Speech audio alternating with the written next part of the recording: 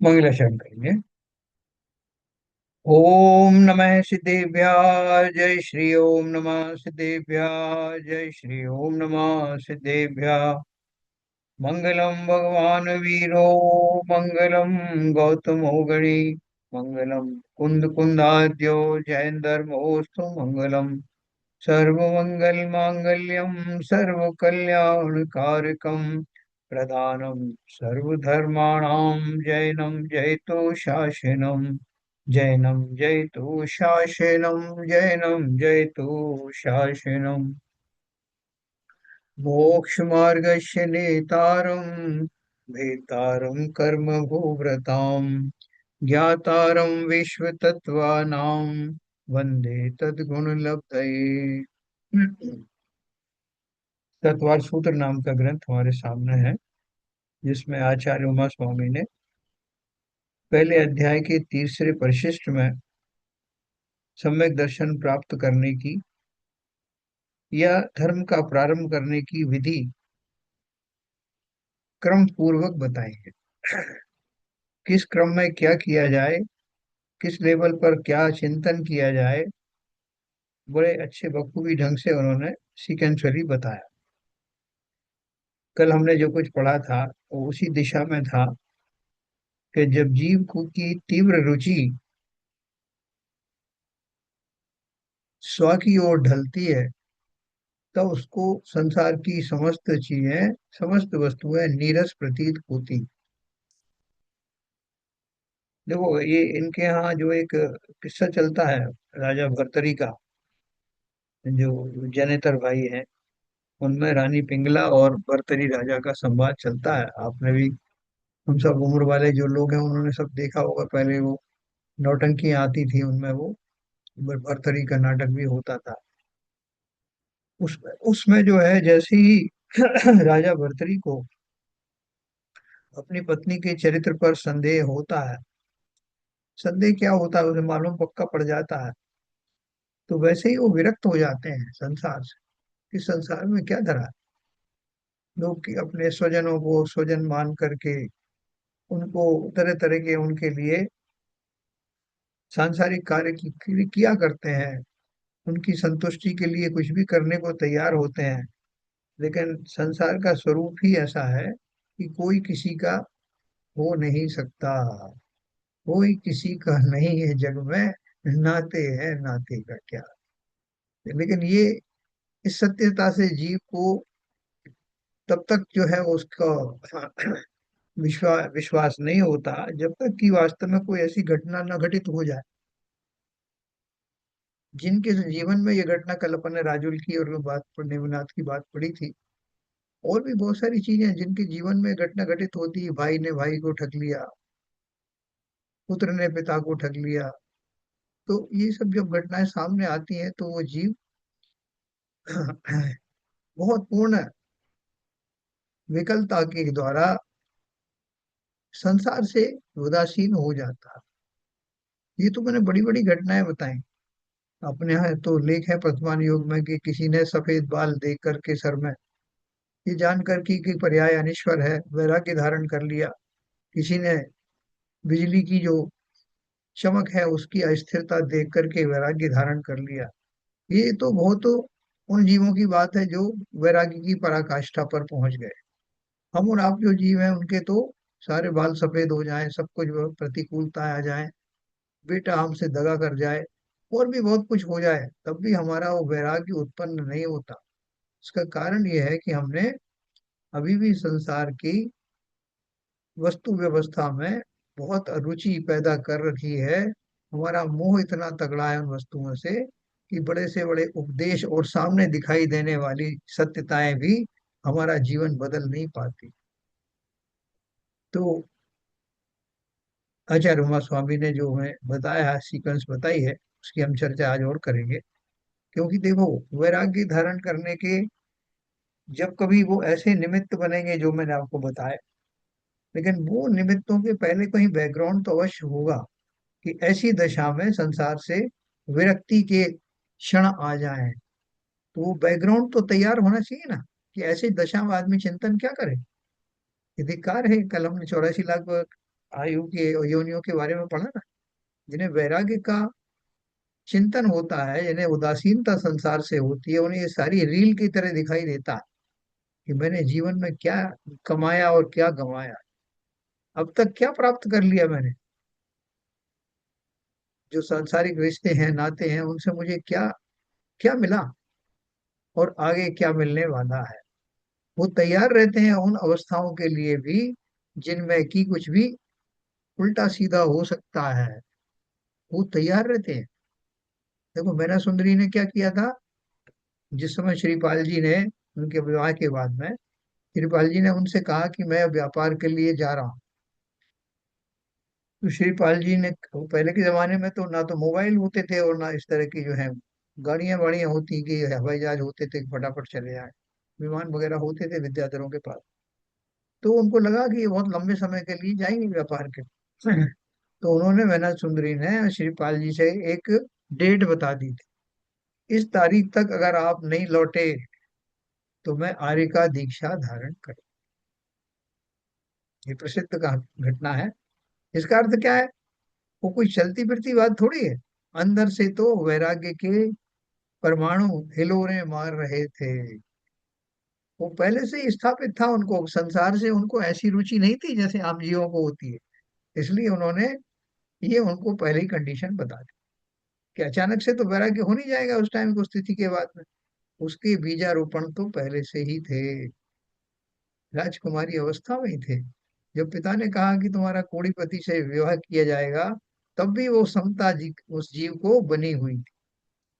तो हमारी कितनी तैयारी है, अपन आज देखते हैं।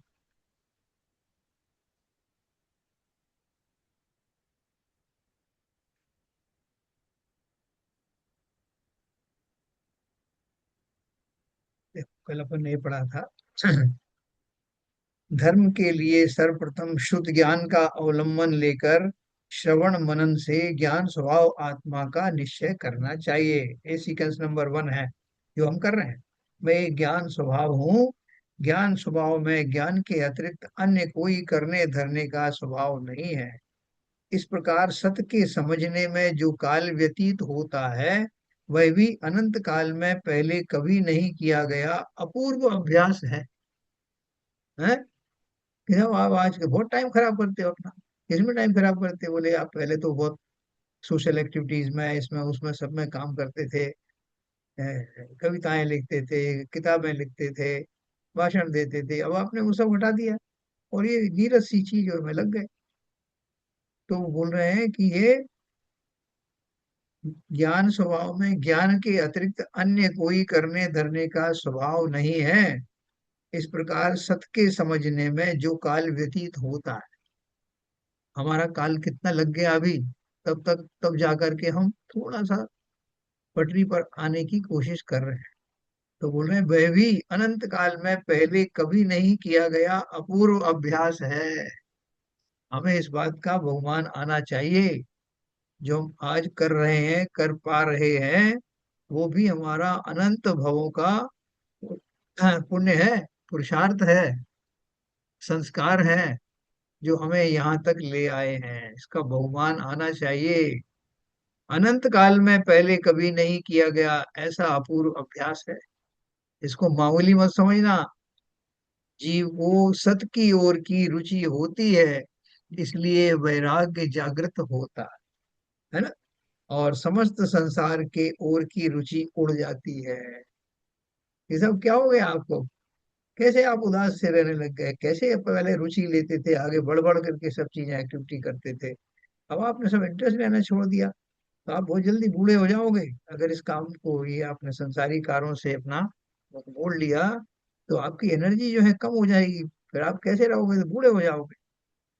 तो जवान रहकर भी क्या कर लूंगा, बूढ़े हो जाएंगे तो बूढ़े होकर के जो संसारी कार्यों को करने की उमंग थी, ललक थी, उस संसारी कार्य के करने का फल क्या मिला। और आगे भी अगर ना कर पाऊं तो मेरा बुढ़ापा तो सार्थक हो ही जाएगा। इसलिए इन कामों से विचलित मत होना, संकल्पवान बनो। अनंत काल में जो भाव नहीं आए, वैसे भाव इस भाव में इस पर्याय में आने प्रारंभ हो गए हैं, ये अवश्य ही मेरे दीर्घ पुरुषार्थ का फल है। जीव को सत की ओर की रुचि होती है, इसलिए वैराग्य जागृत होता है। मैंने आपको जैसे रानी पिंगला के बारे में बताया कि रानी पिंगला के चरित्र को देख करके राजा भर्तरी को जो वैराग्य हुआ, वो वैराग्य खाली पत्नी की विमुखता के कारण नहीं, बल्कि उसके माध्यम से होने वाले संपूर्ण संसार के दर्शन से वैराग्य उपस्थित हुआ। वैराग्य सिर्फ मात्र उस पत्नी के, उस स्त्री के लिए नहीं, देखो ये मेरी स्त्री कैसी निकली, मैंने इसके लिए क्या नहीं किया। तो ज्ञानी जीव होते हैं, वो बड़े लार्ज स्केल पे सोचते हैं कि ये मात्र इस स्त्री का ही नहीं, ये तो संपूर्ण संसार की दशा ऐसी ही है। हम मोह बस अपने रिश्ते नाते पालते रहते हैं, उनसे अपेक्षाएं करते रहते हैं, लेकिन वो क्या करें, संसार का स्वरूप ही ऐसा है। कोई किसी का नहीं है जग में, नाते हैं नातों का क्या। हम ही मूर्ख हैं जो उन रिश्तों को ढोते चले जाते हैं। रिश्तों को भी निर्वाह करने का अपनी भूमिका तो अवश्य है, लेकिन वही सेठ और मुनीम की तरह, जिसने ये रहस्य समझ लिया, उनकी गृहस्थी भी अच्छे से निभ जाती है। और आगे का काल जो वैराग्य में जाने वाला है, वो दृढ़ निश्चय के साथ संपन्न होने वाला है। वो पुष्पडाल मुनि की तरह नहीं, जो वैराग्य के इतने दिन बाद, दीक्षा लेने के कितने दिन बाद तक भी गृहस्थपना छोड़ नहीं पाए। पत्नी का जो आकर्षण था, पत्नी के प्रति जो मोह था, इतने वर्ष की दीक्षा के बाद भी समाप्त नहीं हुआ था। वो तो मुनिराज वारिशरण ने उनको अद्भुत तरीके से ये बात समझाई, अपनी सुंदर सुंदर रानियों को दिखाया। तो उनको लगा कि जिसने अपनी इतनी पत्नियों को, इतनी सुंदर स्त्रियों को, राजवैभव को छोड़कर जो मुनि बने, और मैं अपनी एक वो काणी पत्नी के लिए अभी तक मोहित हूँ। तो उनको असली वैराग्य हुआ, उस दिन उनका वास्तविक गृहस्थपना छूटा। तो दोनों ही दशाओं का निर्वाह करना, जब तक गृहस्थ दशा में है तब तक सेठ मुनीम की तरह या कमल कीचड़ की तरह बने रहना, जितने दिन का योग बना है। और इस बीच में निरंतर वैराग्य की भावना संजोए रहना, भरते रहना। जिस दिन वो लबालब भर जाए, उस दिन गृहस्थी छूट जाएगी। इसलिए अगर जरा भी कोई ऐसा भाव आता है, ऐसी घटनाएं होना भी बड़े भाग्य की बात है। तो क्या आप उल्टी सीधी बात कर रहे हो, किसी का बिछो हो जाना, बीमारियां आ जाना, आप उसको बोल रहे हैं बड़े भाग्य से होता है। दूसरी अपेक्षा से अपन बात करें, जिन घटनाओं से संसार से मोह समाप्त हो जाए, वो घटनाएं वास्तव में विलक्षण हैं। वो घटनाएं वास्तव में आंखें खोलने वाली हैं। वो घटनाएं संसार से निवृत्ति लेने का एक बहुत बड़ा सोपान है। इसलिए जब भी कभी मौका आए और आपके मन में ये भाव बने कि संसार में क्या धरा है, तो उस भाव को पल्लवित करना, हवा देना, ऐसे ग्रंथ पढ़ना, ऐसे लोगों के साथ रहना जो आपके इस भाव को निरंतर बढ़ाते रहे। छोड़ना नहीं, क्योंकि ये दशाएं भी बड़े भाग्य से मिलती। इस प्रकार सत्य के समझने में जो काल व्यतीत होता है, वह भी अनंत काल में पहले कभी नहीं किया गया अपूर्व अभ्यास है। जीव को सत्य की ओर की रुचि होती है, इसलिए वैराग्य जागृत होता है। तो वास्तव में सत्यता किसमें है, और समस्त संसार के ओर की रुचि हो जाती है। 84 के अवतार के प्रति त्रास जगत हो जाता है। यह कैसी विडंबना है। एक तो स्वरूप की प्रतीति नहीं है, और उधर प्रतिक्षण पराश्रय भाव में रचे पचे रहते हैं। भला यह भी कोई मनुष्य का जीवन है। स्वरूप का ज्ञान नहीं है, और जो पर भाव है उनमें निरंतर रचे पचे रहते हैं। त्रियंच इत्यादि के दुखों की तो बात ही क्या, किंतु इस नरदेह में भी ऐसा जीवन। बोले त्रियंच आदि तो बेचारे कर्म फल चेतना और कर्म चेतना के फलस्वरूप कुछ कर नहीं पाते। ज्ञान चेतना का अभी फिलहाल उनको संयोग आया नहीं, लेकिन हम तो नर देह में है, जहाँ ज्ञान का जो है अभीष्ट, जितना लेवल चाहिए उतना लेवल हमको मौजूद है। सब तरह की चीजें हम जान सकते हैं, पहचान सकते हैं। तो इसलिए इस नरदेह में रहकर की भी मैं पशुवत आचरण करूं, ये मुझे शोभा नहीं देता। और मरण समय स्वरूप का भान रहित असाध्य होकर ऐसा दयनीय मरण, जब मरता हूं तो कैसे मरता हूँ? मृत्यु की के पदचाप से ही दहल जाता हूँ, कि भैया ऐसा लग रहा है कि अब तो प्राण निकलेंगे, ऐसा लग रहा है कि अब ये रोग ठीक होने वाला नहीं, ऐसा लगता है कि हमारा संसार से जाने का समय। इतनी कातर भाव से मैं उन प्राणों से विदा लेने के समय में विभल हो जाता हूँ। लोगों से भी ऐसे दुखी होकर के, शोकाकुल होकर, भैया लगता है हमारा समय आ गया। निडर होकर के नहीं। जो मृत्यु को महोत्सव बनाने वाले हैं वो कहते हैं, वो तो शांत भाव से कहते हैं कि अब समय आ गया है, अब हम चलते हैं। ऐसा भाव, निर्भीक भाव किसको होता? जिन्हें पर्यायों का मोह नहीं होता, जिन्हें इस बात का विश्वास होता है कि अब तक का जीवन उन्होंने व्यर्थ नहीं गंवाया, कुछ लेकर ही जा रहे हैं, खाली हाथ नहीं जा रहे। बोले क्या लेके जा रहे हैं? बोले वो अपूर्व संस्कार जो इतने सालों की मेहनत के बाद संकलित हुए थे, उन भावों के साथ, उन संस्कारों के साथ अलविदा। अलविदा भी क्या है? इस देह से ही तो अलविदा है। उसके बाद हो सकता है कि अगली ऐसी पर्याय मिले जिसमें देहों का मिलना जुलना ही समाप्त हो जाए, जन्म जरा मृत्यु से ही छुटकारा मिल जाए।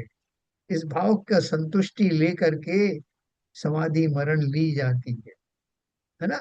और मरण समय स्वरूप का भान रहित असाध्य होकर ऐसा दयनीय मरण, इस प्रकार संसार संबंधी त्रास उत्पन्न होने पर स्वरूप को समझने की रुचि उत्पन्न होती है। उन्होंने क्या है कि अंडरलाइन किया जो मैंने आपको कहा। जब जब प्रतिकूलताएं आती हैं तो प्रतिकूलताओं में उन जीवों को कोसने की जरूरत नहीं। देखो साहब, उसने कैसा दगा दिया, मैंने उसके लिए क्या नहीं किया। उसको मैंने पत्नी के रूप में कितना ज्यादा ख्याति दी, कितना कुछ किया, बहुत सारी परेशानी सही, लेकिन मैंने उसको वो सब दिया। बेटे के लिए मैंने क्या नहीं किया। ये सारे जो चिंतन है, वो चिंतन व्यक्ति विशेष के लिए नहीं, समस्त संसार के नाते रिश्तों के लिए रखना। कि संसार का स्वरूप ही ऐसा है, कौन किसका। किसी व्यक्ति विशेष के प्रति कोई क्रोध नहीं करना है, कोई इस तरह का भाव नहीं, क्योंकि वो तो संसार की ही एक पार्ट है। ऐसा भाव करके ही समता धारी बन सकते हो। व्यक्ति विशेष के प्रति ऐसे भाव रखने से वो कितनी उनकी मायाचारी है साहब, कितने क्रोधी हैं। उनको पता नहीं क्या फल मिलेगा, अरे उनको जो मिलेगा मिलेगा, अपन तो अपने फल की बात करो। संसार में तरह तरह के जीव हैं, तरह तरह की वनस्पतियां हैं, 14 लाख प्रकार की वनस्पतियां होती हैं। यहाँ नीम भी होती है, करेला भी होता है, आम भी होते हैं, नींबू भी होते हैं, सब तरह के जीव है। तो जीवों से क्या दुखी होना, जीवों के उनको क्या भर्त्सना करना, है ना। अपनी ही भर्त्सना के लिए तो समय मिलता नहीं। इसलिए जो संसार में समता का धारण करने की बात है, वो मात्र जिह्वा से निकले हुए वाक्य नहीं है कि हमें समता धारण करनी है, बल्कि संसार के स्वरूप को जान लेने के बाद जो उदासीनता चित्त में आती है संसार की भूमिकाओं के प्रति, उस उदासीनता को संभाल कर रखना, उसका प्रयोग निरंतर करते जाना। जिसे वो कहते हैं ना, तृष्णा जान उछेद घटती जान घटाइए। ऐसे ही समता भाव निरंतर बढ़ाते रहना चाहिए। वस्तु को समझने के लिए जो काल व्यतीत होता है, वह भी ज्ञान की क्रिया है, सत का मार्ग है। आज से 10 साल पहले हम जो स्वाध्याय करते थे, उसमें और आज में बहुत फर्क है। क्यों फर्क है? क्योंकि हमने रुचि पूर्वक उन सारे पहलुओं को छुआ। प्रारंभिक दशाओं में वो जो जानकारी थी वो प्रारंभिक रूप से थी, एलिमेंट्री थी। अब बढ़ते बढ़ते न केवल वो जानकारी प्रगाढ़ हुई, बल्कि हमारा उसके प्रति निष्ठा और जो एक्सेप्टेंस है वो निरंतर बढ़ती गई। हमारी रुचि प्रगाढ़ होती चली जा रही। तो जितना जितना जल्दी हमको वो समझ आएगी, उतना शीघ्र संसार से निकलने का मार्ग निश्चित होगा। है ना? जैसे मैंने आपको मैना सुंदरी का और श्रीपाल का बताया कि मैना सुंदरी को बहुत पहले से पता था कि संसार रहने योग्य नहीं।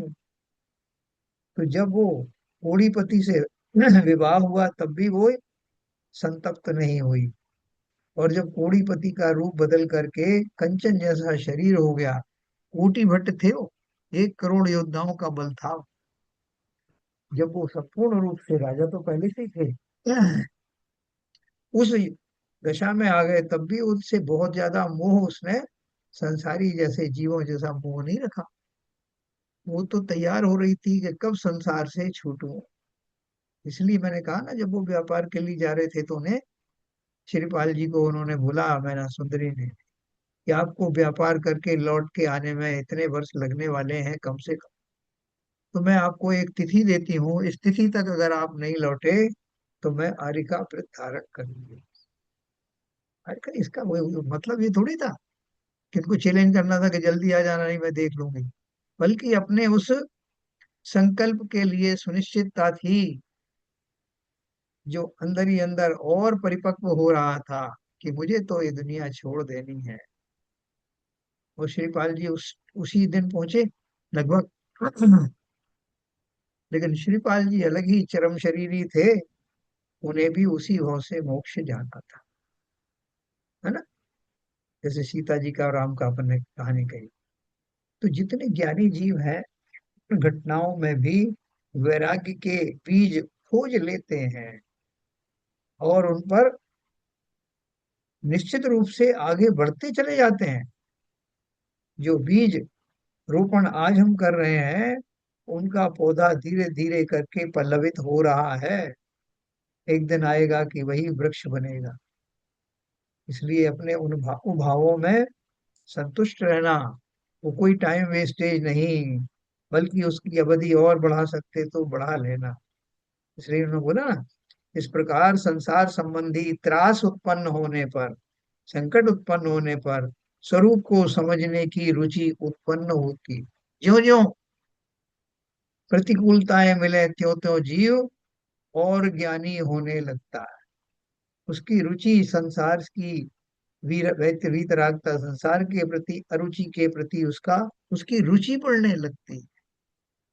वस्तु को समझने के लिए जो काल व्यतीत होता है, वह भी ज्ञान की क्रिया है, सत का मार्ग है। क्योंकि भाई साहब, पूरे आप जीवन हो गया आपका, 70-80 साल की उम्र हो गई, अब जाके आपके समझ में आई, इतने लेट आया समझ में। ये छोड़ दो आप, ये कोई समय है समझने का? भैया, जब भी आखिरी क्षण तक भी अगर समझ आए तो वो जीवन को सार्थक करने वाला है।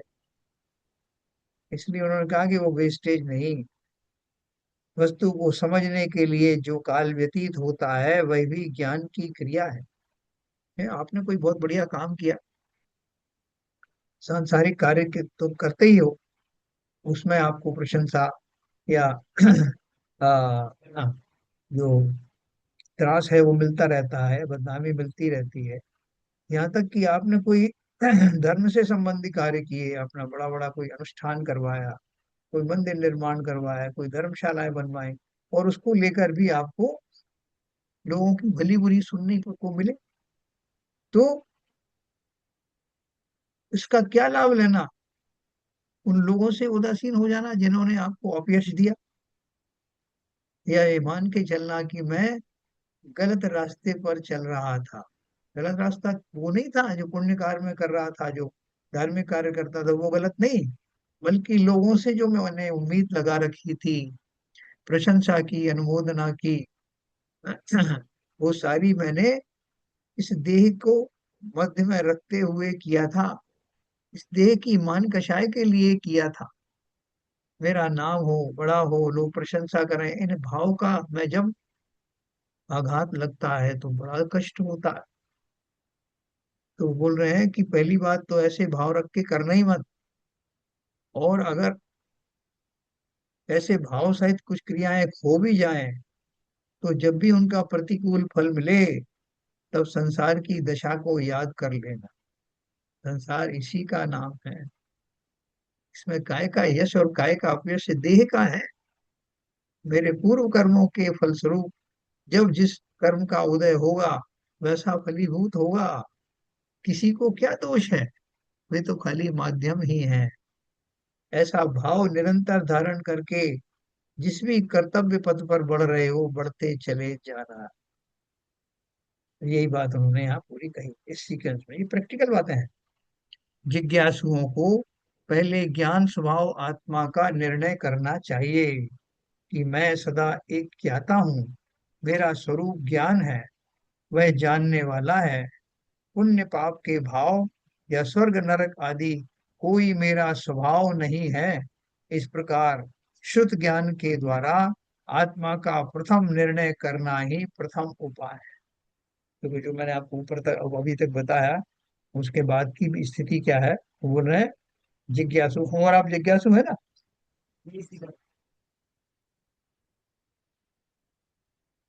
तो हमको क्या करना है?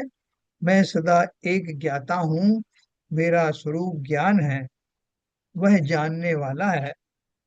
पुण्य पाप के भाव या स्वर्ग नरक आदि कोई मेरा स्वभाव नहीं है। अब मेरी सोच थोड़ी सी और डेवलप हो गई। क्या डेवलप हुई? वो जो ज्ञाता दृष्टा की अपन बात करते हैं ना, जाने अनजाने शास्त्रों के माध्यम से जो शब्द हमने पढ़े हैं, वो दोहराते रहते हैं, बस ज्ञाता दृष्टा रह जाऊं, मद मत्सर मोह विनश जावे। ये तो पढ़ करके बात करी है। ऐसी चाहत अभी थोड़ी हमारी विकसित हुई है। तो वो कह रहे हैं उसको विकसित करो। किस आधार पर करें? मैं सदा एक ज्ञाता हूँ, मेरा स्वरूप ज्ञान है, वह जानने वाला है। पुण्य पाप के भाव या स्वर्ग नरक आदि कोई मेरा स्वभाव नहीं है। जैसा वो फला फला जीव का ये देहावसान हो गया, और हम ये कामना करते हैं कि आत्मा अच्छी गति में जाए। हमारे चाहने से जाएगी? या वो तो चली गई जहाँ जाना था। अब तो आप खड़े हुए हो ओम शांति करने के लिए, वो तो चली गई। तो चली गई तो फिर भी हम ये कहते हैं कि भैया, हम जानते हैं कि उस जीव ने कितने अच्छे भाव किए, उसको सदगति मिली होगी। सदगति कौन सी मिली होगी? तो स्वर्ग में गया होगा, और क्या सदगति होगी? तो स्वर्ग में जाने से वो जीव की संतप्ति, उसका त्रास समाप्त हो गया होगा, वो सदा के लिए सुखी हो गया होगा। पर आप तो पता नहीं क्या क्या बात करते हैं। हम तो इतना जानते हैं कि उसने अच्छे काम किए, पुण्य के काम किए, तो स्वर्ग गया होगा। और मैं भी कर रहा हूँ या करूंगा तो मैं भी जाऊंगा। बस इतनी सी बात। इन्होंने क्या लिखा क्लियर?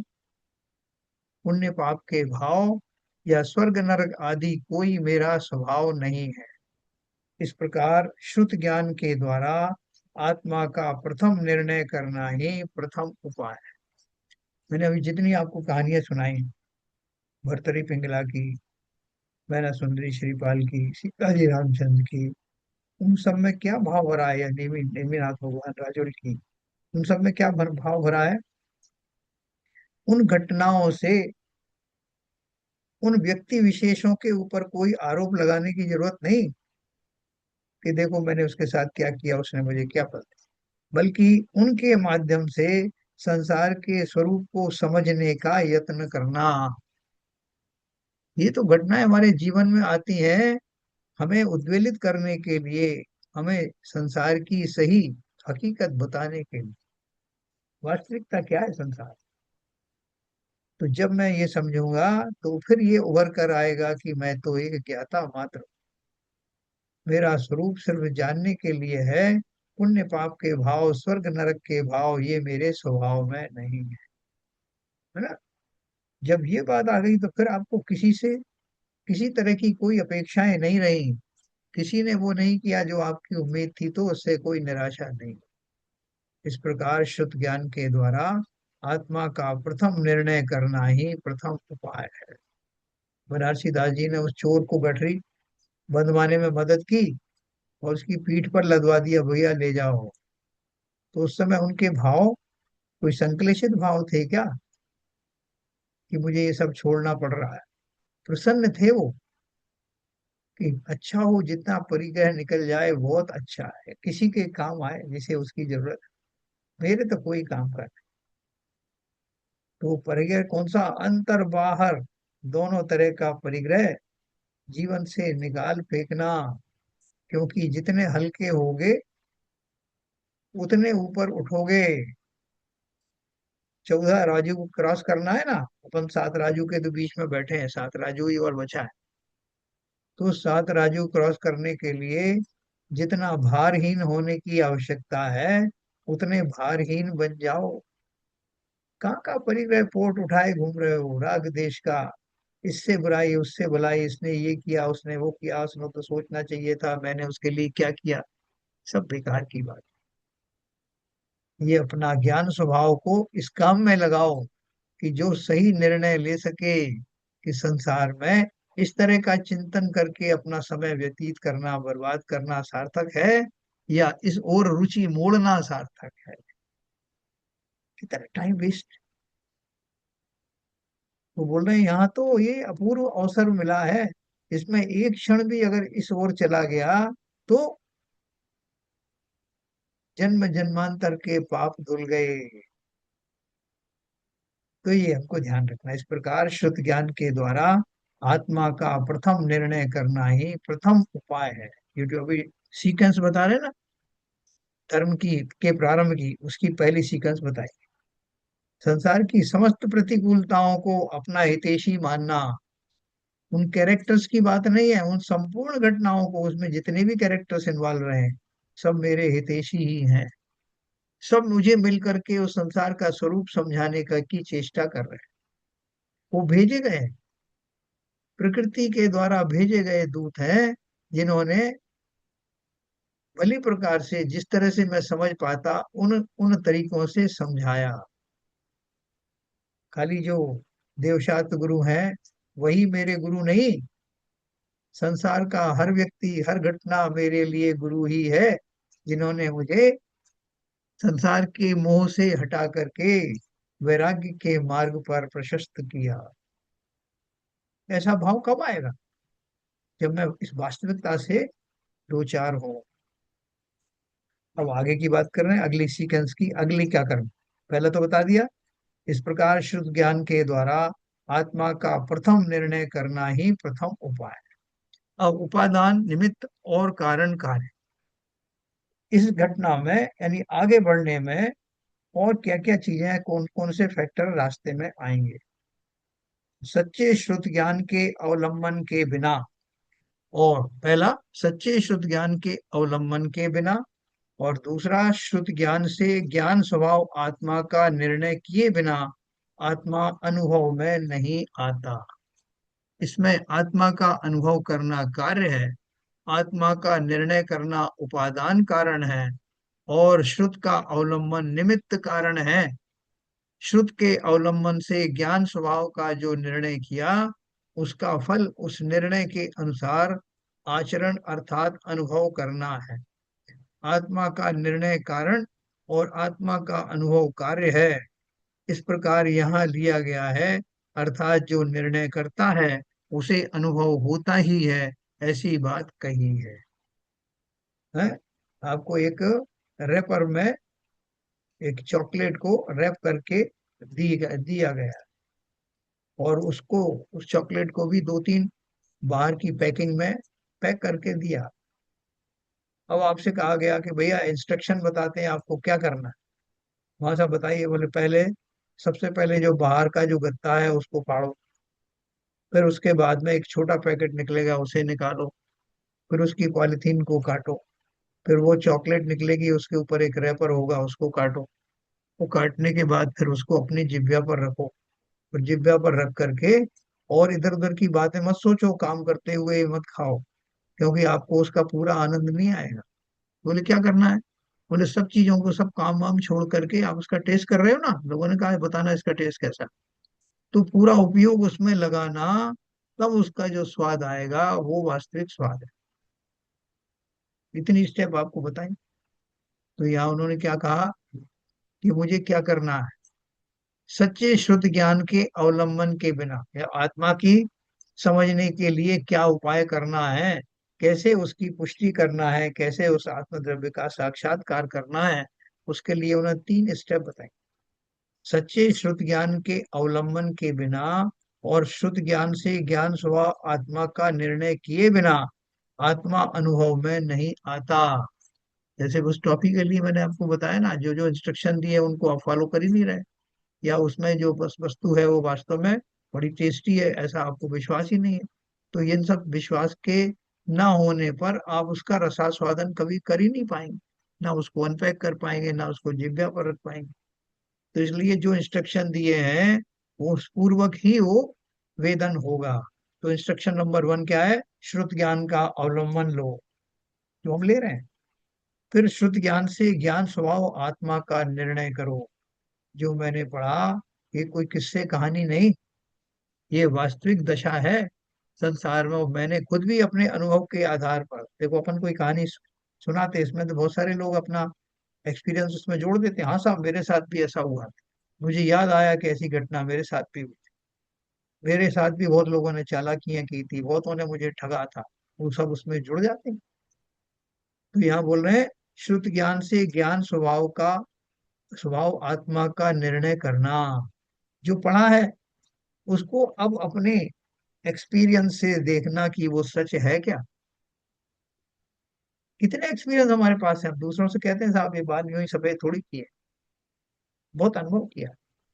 उन सारे अनुभव को, उन सारी खट्टी मीठी जो घटनाएं हैं उनको याद करके निर्णय लेना कि शास्त्रों में जो कहा है वो सत्य है या नहीं। तो आपको अपनी घटनाओं को याद करके जब उस कसौटी पर कसेंगे तो आपको लगेगा बिल्कुल सही बात। ऐसा निर्णय किए बिना आत्मा अनुभव में नहीं आता। इसमें आत्मा का अनुभव करना कार्य है, आत्मा का निर्णय करना उपादान कारण है, और श्रुत का अवलंबन निमित्त कारण। ये जो घटना हुई कि मैंने शास्त्रों का अवलंबन लिया, वो तो हुआ निमित्त, लेकिन चिंतन तो स्वयं ने किया, स्वयं में किया, और लॉजिकली किया, उन घटनाओं के परिप्रेक्ष्य में किया। इसके कारण से वो बातों में के प्रति मेरा जो विश्वास है वो और मजबूत हुआ कि वास्तव में संसार में कुछ धरा नहीं, वास्तव में मैं ही मेरा कर्ता धर्ता हूँ।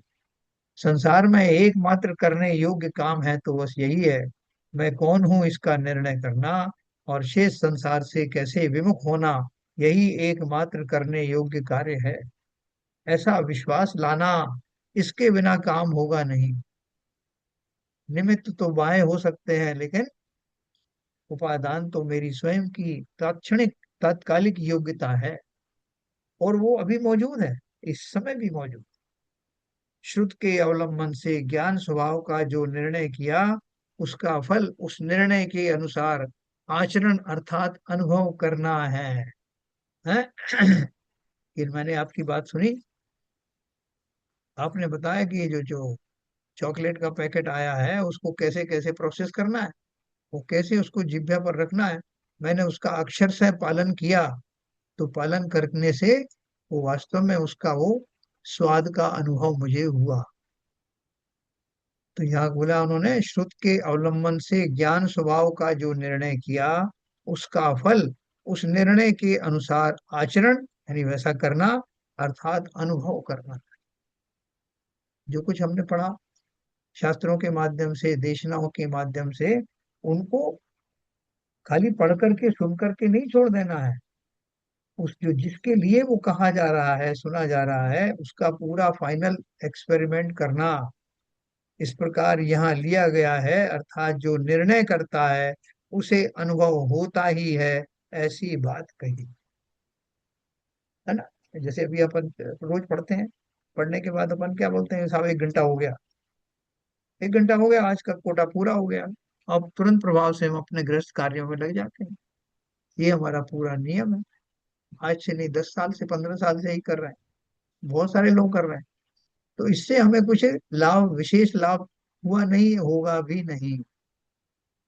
तो वो क्या बोल रहे हैं, ये तो निर्णय किया आपने कि मैं इसको निरंतर इस देशना का अनुपालन करूंगा, लेकिन वो अनुपालन करने का समय आने से पहले ही मैं वापस संसार में आरूढ़ हो जाता हूँ। एक पल भी अंदर प्रविष्ट होने नहीं देता। क्या है, मैंने आज सही बात सुनी। जैसे शमशान वैराग्य होता ना, कि शमशान में गए और जब तक उस मुर्दे को फूका, तब तक आसपास के स्लोगन पढ़े, और भैया संसार में कुछ नहीं धरा, जो आया है वो जाएगा, ऐसा भाव आया। और शमशान की दहली लांघते ही फिर से संसार में रत हो गया। बोले जो चला गया तो उसे तो जाना ही था, मेरे सामने तो पूरी दुनिया पड़ी है, हमें तो अपना काम करना ही है। क्या काम करना? पूर्ववत जैसा पहले भाव था वैसे ही भाव करो। इसलिए वो ज्ञानी जन क्या बोल रहे हैं, कि हर समय, हाँ, एक घड़ी मत विसरो करो, एक घड़ी मत विसरो करो नित, आओ जम मुख बीच में, हर एक घड़ी में नया संकल्प धारण करो, तभी तो आगे बढ़ोगे। तिल तिल आगे बढ़ो, कि आज को मैंने जो निर्णय लिया था, कल मेरा वो निर्णय या मेरी समझ और परिपक्व हो, इसका इंतजाम कर लो। 5 मिनट, 10 मिनट, जैसे कायस्वर पूजन में कराते हैं ना बीच बीच में, ऐसे भाव पूर्वक। और देखो, विशेष ना भी कर पाए तब भी, दैनिक क्रियाओं के बीच में भी उन क्रियाओं को करते करते कहीं कोई वैराग्य के क्षण मिल जाए, कि देखो मैंने उसके साथ ये किया, उसने मेरे साथ क्या किया, तो उन वैराग्य के क्षणों को उन व्यक्ति विशेषों के प्रति समर्पित करने की बजाय संसार की निंदनीय अवस्थाओं का चिंतन करना, तब मेरा वो चिंतन सार्थक हो जाएगा। व्यक्तियों की कोई कसूर नहीं, ये तो संसार का स्वभाव। और हर क्षण हमें कुछ ना कुछ घटनाएं मिलती रहती हैं।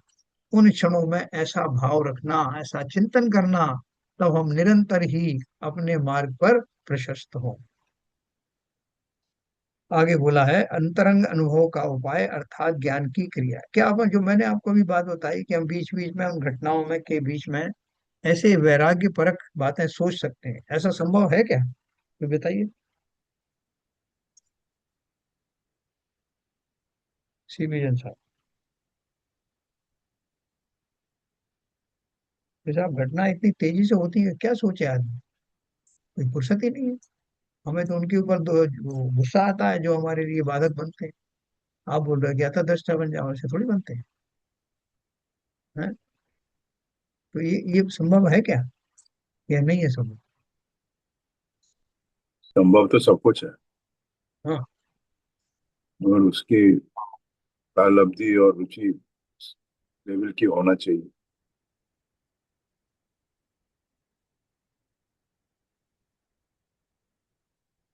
बताओ भाई संजय प्रकाश, सर, रोज की घटनाओं संभव के तो बीच काफी से। हाँ, नहीं होता भी, एहसास भी, जैसे जब तक ये पढ़ रहे हैं इससे, 3-4 साल से जब अध्ययन कर रहे हैं, तो एहसास तो होता कि वाकई में सच है ये, मैं क्या कर रहा हूँ चीजें, एहसास तो होता है। बताया कि समय के साथ थोड़ा थोड़ा सा, लेकिन दिमाग में कहीं ना कहीं रहता है, कहीं मतलब कि नहीं कर पा रहे, अगर नहीं कर, तकलीफ तो है उसकी, कि चाहिए लेकिन नहीं हो पा रहा है। देखो, वैसे तो नहीं हो पा रहा है, जैसे आप जैसा सोच रहे हैं वैसा तो नहीं हो रहा है, लेकिन चेंज तो बहुत आ रहा है। क्योंकि जब भी हमारे पास में कोई ऐसी परिस्थिति आती है जिसमें हमको बहुत क्रोधित होना है या बहुत कसाय बढ़ना है, उस समय तुरंत हमको अपने शास्त्र का याद, हमको रिमेम्बर रहता है कि भाई हम क्या कर रहे हैं, ये हमारा है क्या, ये कैसे चलेगा। तो उससे हमारी कसायों में तो फर्क पड़ा है।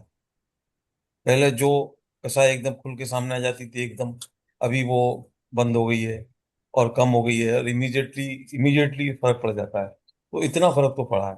हाँ, निश्चित रूप से हम जो अपने कल्याण के ऊपर आगे बढ़े हैं, वो नहीं हो रहा, वो निश्चित रूप से नहीं हो रहा। वो तो रहा है, लेकिन बहुत स्लोली स्लोली हो रहा है, मतलब सीधे, मतलब कुछ तो हाँ, चेंजेस मतलब हो ये रहे हैं, है कि इसका फर्क, लेकिन बहुत स्लो है। हाँ, बहुत स्लो है। हाँ, और कोई बताए? हाँ, विपुल जी है उधर? हाँ जी सर। हाँ, नहीं ये सर, छोटा, फर्क तो पड़ रहा है, हाँ जी। नहीं, ये फर्क तो एक ऑटोमेटिक तो पड़ ही रहा है। लेकिन जैसे हमने आज की बात जो पढ़ी सुनी, क्या हम अपने वीर को अपने सामर्थ्य को, अपने पुरुषार्थ को इस दिशा में थोड़ा और ज्यादा ढाल सकते हैं, संकल्प पूर्वक। हाँ जी, अवश्य डाल सकते हैं। और मेन बात तो सर ये है कि 1 घंटा पढ़ना और बाकी के 23 घंटे में उसका अभ्यास करना या उसको पालन करना। ठीक है, हम दैनिक के कार्य जो भी हैं वो करते हैं, या जो भी हमारे व्यवहारिक जीवन के जिस भी भूमिका में हम हैं वो करते हैं।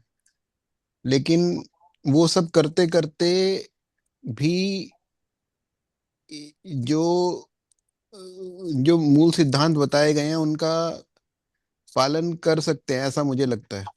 जैसे शैलेंद्र जी ने कहा कि परिस्थितियां तो बनती हैं क्रोध की, परिस्थितियां बनती हैं मायाचारी की, परिस्थितियां बनती हैं, लेकिन फिर एकदम से हमें ध्यान आ जाता है कि नहीं, ये इसका कोई फायदा नहीं है, इसका कोई उपयोग नहीं है।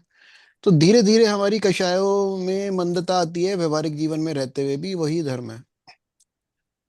तो आप चार लोगों के बीच में बैठे हुए हो और कोई टॉपिक के ऊपर में कुछ बात चलती है, कुछ घटनाक्रम के ऊपर में, तो लोग किसी न किसी को दोषी ठहराते हैं कि उन्होंने ये गलत किया, उन्होंने ऐसा किया, ऐसा नहीं करना था उनको। तो उसमें से कुछ लोग जो है उसकी प्रशंसक उसमें अनुमोद ना करते हैं, तो थोड़े बहुत उससे जो है वो अपना डिफरेंस ऑफ ओपिनियन बताते हैं। तो उस घटना में हम और आप भी जैसे बैठे हुए हैं, तो पार्टिसिपेट कर रहे हैं, तो हमारे आचरण में या तो हम अनुमोदन करने वालों में शामिल होंगे या उसका विरोध करने वालों में शामिल होंगे। बीच का कोई रास्ता हम लोगों को सूझता है क्या, सूझ सकता है क्या, सूझना चाहिए क्या? नहीं, बिल्कुल सोचता है। तो जैसे पहले कभी भी हम, जैसे कोई हमको भी बात, जैसे किसी सामने वाले आदमी की बात सही नहीं लगती थी, और हम उसको सोचते थे कि ये बहुत नेगेटिव है, ये इस तरीके से करता है। लेकिन अभी हम ये देखते हैं कि ये इसका स्वभाव है, इसके पॉजिटिव क्या है, उसको कैसे हम उसको ध्यान रख के उसके साथ में बर्ताव करें। या हम कोई ऐसी व्यवस्था हो रही है जहां पर सब बुराइयां हो रही हैं, तो वहां से अपना ज्यादा उसको ध्यान न देते हुए, अपना तटस्थ रहते हुए साइड में हो जाते हैं। और किसी की बुराई भलाई करने के प्रति हमारा वो जो भाव था, पहले पहले जो रहता था कि भाई अब बॉस के सामने बैठे हैं, तो किसी, अभी हम बहुत सोच समझ के बोलते हैं कि कोई भी, हम ध्यान रहता है कि यार किसी के प्रति हमारा ऐसा भाव ना आ जावे या ऐसी बात ना निकल जावे जिससे उस व्यक्ति के प्रति होगा नहीं, लगे हमारे को वो, हमको लगता है कि यह बात हम अपने खराब के लिए कर रहे हैं। क्योंकि ये मायाचारी हो जाएगी यदि कुछ बात गलत हो गई, कुछ थोड़ा सा भी ऊपर हमने बढ़ा के बोल दी या कुछ कर दी, तो सावधानी तो बरत रहे हैं। और दूसरे जीव मेरे व्यवहार से आहत ना हो, ये संसार का स्वरूप ध्यान में रख करके और फिर जो मैं व्यवहार करता हूँ वो निश्चित ही इस दिशा में बढ़ने का एक बिंदु हो सकता है। कि मुझे ये सब देख करके उस समय भी भाव आया कि संसार का स्वभाव ही ऐसा है। कौन सी घड़ी होगी जब, जैसे अभी अपन ने पढ़ा ना कि ये 84 लाख का त्रास मेरा कब समाप्त होगा। तो यूं ही समाप्त नहीं होने वाला। मेरा चिंतन जब ऐसा होगा संसार के प्रति कि संसार का स्वभाव ही ऐसा है, उसमें रहने वाले सब पात्र हैं, कोई ऐसा बोलेगा कोई वैसा, इनका कोई कसूर नहीं, इनके अपने संस्कार हैं, इनकी अपनी पृष्ठभूमि है, मेरा अपना जो है आज का कैसा पुण्य पाप का उदय चल रहा है वो एक फैक्टर है, मेरी वर्तमान मति कैसी है वो एक फैक्टर है। ऐसा निरंतर विचार करना, ऐसा करते करते मुझे संसार की संपूर्ण जो वास्तविकता है उससे परिचय होगा, जो अभी आधा अधूरा ही है। अभी भी हम चाहते हैं कि मेरे अनुरूप लोग भी व्यवहार करें, जैसा मैं चाहता हूँ वैसा करें। जो कर देते हैं वो मेरे प्रिय बन जाते हैं, जो नहीं बनते वो मेरे द्वेष का कारण बनते हैं, है ना? तो चलो अपन नहीं जो सर, बात इसमें कर ना रहे हैं। अभी तो बहुत फर्क आ गया है। जैसे कि सर ऐसा नहीं है कि हम बहुत ज्ञानी हो गए, या जैसे कि आपने वो वाला सिनेरियो रखा कि कहीं पे कुछ चर्चा चल रही है और किसी की, उनको ऐसे नहीं करना चाहिए था, या बुराई हो रही है, या किसी टॉपिक पे हो रहा है कि ये गलत हो गया तो इसको ठीक कैसे करना चाहिए था, उसमें कुछ लोगों की कमियां निकल के आ रही हैं, कुछ लोगों की अच्छाई निकल के आ रही है, तो हम भी उसमें पार्टिसिपेट पूरा करते हैं। और जो हमें लगता है सही, हम भी अपना मत रखते हैं उस बीच में।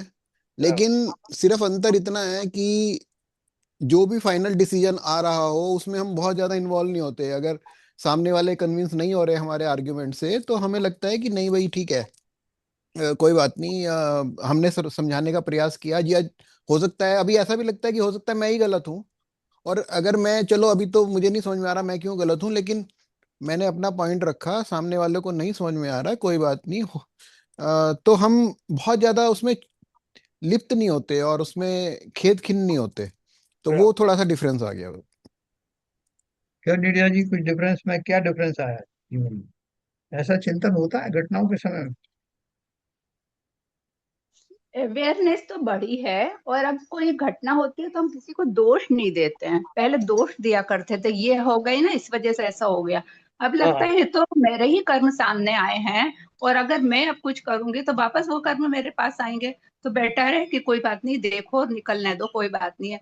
तो अभी किसी के प्रति ऐसा लगता है अपनी भाषा समिति इतनी अच्छी हो, किसी के लिए हम द्वेष ना करें, कुछ ऐसा ना बोलें कि वो चिढ़ जाए या फालतू में उसे दुख हो या वो हमारे लिए खराब सोचने लगे। तो ऐसा लगता है कि नहीं, अब शब्दों का चयन जरा अच्छे से करना चाहिए। ऐसा बोलो कि हम अपनी बात को अच्छे उसमें रख लें, जिससे बुरा भी ना लगे, उसे रियलाइजेशन हो जाए कि हाँ ये बात है। तो ये चेंज तो पहले से आया है। जैसे मैं पहले इमीडिएट रिएक्ट कर देती थी, तो अभी मैं इमीडिएट रिएक्ट नहीं करके अब मैं उसे रिस्पॉन्स करती हूँ, रिएक्शन नहीं देती हूँ उसे मैं। पहले एकदम से कोई ने कुछ खराब बोला और मैं बस आउटबस्ट हो जाती थी। अभी ऐसा नहीं होता। अभी ऐसा लगता है कि नहीं, ठीक से बात को समझ के अपनी बात रख दो। तो फर्क तो आया है। कर्म सिद्धांत मुझे ऐसा लगता है सबसे ज्यादा काम कर रहा है। ऐसा लगता है कि सब कुछ ये हमारे ही तो कर्म है जो सामने दिख रहे हैं, किसी का बराबर। दूसरे का दोष ये नहीं है। तो निमित्त जरूर कोई बनता है, वो तो बनना ही है किसी ना किसी को, लेकिन दोष हमारे कर्मों का है। तो अब दोष देना तो पहले से बहुत कम हो गया है। और किसी को बोल दो कुछ तो ऐसा लगता है नहीं, ये तो इस समय तो मेरे मुंह से कुछ गलत ही निकल गया, तो जल्दी से रियलाइजेशन हो जाता है। फिर ऐसा नहीं लगता नहीं मैंने जो कहा सही कहा, अगर गलत कहा तो लगता है कि नहीं आज मैंने गलत कह दिया। चाहिए, देखो ये जो आपने इतनी बात करी, इसमें हमारा जो अ, व्यक्ति विशेषों से होने वाला जो हमारा इंटरेक्शन है, उसकी हमारी प्रतिक्रिया के बारे में बात करी। अपन अब इससे एक कदम आगे बढ़ गए। क्या कदम बढ़ गए? जो अभी अपन ने पढ़ा कि संसार में ऐसी घटनाएं निरंतर होती रहती हैं हाँ, जो ये भी हमें। समझ में आता है। ऐसा होता है तो लगता है संसार का स्वरूप ही यही है। ये तो यह संसार का नियम ही है, ये तो ऐसा होना ही है, सब जने कोई ना कुछ करेंगे। अब ये भी बात मन में आती है, तो सिद्ध हो गए वो ऐसे ही थोड़ी होगा, वो भी तो संसार से निकले। उन्होंने भी तो सब फेस किया, ये सब फेस करने के बाद वो भी तो समता में गए, उन्होंने भी तो सहन किया है। उनके ऊपर क्या क्या नहीं हुआ, कोई बच्चे थोड़ी है कोई। तो यह ये बात भी ध्यान में आती है। लेकिन जितना मतलब होना चाहिए उतनी बात तो नहीं आ पाई है, लेकिन हाँ ये बात आती है ध्यान में। बिल्कुल, किसी ने हमें ठग अपना लिया, मतलब अपने किसी ऊपर ने। इतना संयम तो नहीं हो पाया है, क्या? लेकिन ये जागरूकता आई है। बिल्कुल सही। यानी वन टू वन के अलावा बाई एंड लार्ज संसार ही ऐसा है। इसमें कोई व्यक्ति विशेष की तो बात ही नहीं है। ये तो समुदाय है, समस्त समुदाय संसार का किसी न किसी रूप में अपने तरह से बिहेव करता है, क्योंकि ये संसार का स्वरूप। ऐसे स्वरूप को देख करके उदासीनता लाना है, किसी एक व्यक्ति को लेकर नहीं। जैसे मैंने आपको भर्तरी का उदाहरण दिया कि रानी पिंगला की के जो दुष्चरित्रता देख करके या जो भी देख करके उन मन में जो भाव आए, वो पिंगला के ऊपर नहीं, समस्त संसार से उनका मोह भंग हुआ। ऐसी दृष्टि रखना। संसार है ही ऐसा, किसी व्यक्ति विशेष को क्या दोषी दोगे? ऐसा बार बार अपन चिंतन करेंगे प्रतिकूल घटनाओं में, तो हमारा वैराग्य पल्लवित होगा। एक दिन मुझे भी मुनि आर्य का बनना है, इसमें कोई शंका नहीं। और उसके लिए बीज रोपण के लिए ये घटनाएं वैराग्य परख का काम करती हैं। इसलिए इन घटनाओं का स्वागत है। मेरे विचार वैसे बने रहें। तो हमारा आज का ये समय हो गया। कल अपन इसके बारे में और थोड़ा पढ़ेंगे। देखो अपन थोड़ा सा स्लो चल रहे हैं वैसे, लेकिन थोड़ा स्पीड बढ़ाएं या ऐसी चलेगी स्पीड? ठीक है। ठीक है सर, अंदर उतरना चाहिए। तो देखो अपन ने उपादान निमित्त में ये सब पढ़ा कि क्या उपादान है, बाहर का जो सत्संग है, अवलंबन है, शास्त्रादि का अवलंबन है वो सब निमित्त है, और अंतरंग में किए जाने वाले जो विचार है, जो चिंतन है, वो उपादान कारण है। कल अपन इसके आगे पढ़ेंगे कि अंतरंग अनुभव का क्या उपाय है, अर्थात ज्ञान की क्रिया कैसी चलनी चाहिए, उसका बैकग्राउंड मैंने आपको आज बताया। कैसा इन घटनाओं के समय में मुझे मेरा चिंतन कैसे चलना चाहिए, जिससे मुझे वो अंतरंग का अनुभव प्राप्त, है ना। ये बहुत अच्छी प्रक्रियाएं हैं। थोड़ा सा ध्यान देंगे अपन तो अनजाने में ही वो संस्कारित हो जाएंगे। समय हो गया।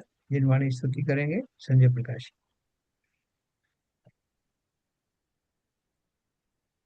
सिरिजेण वाणी जग कल्याणी, जग जन मद तम मोह हरि। जन मन हारी गण हर हारी, जम जरा भवै रोगे हरि।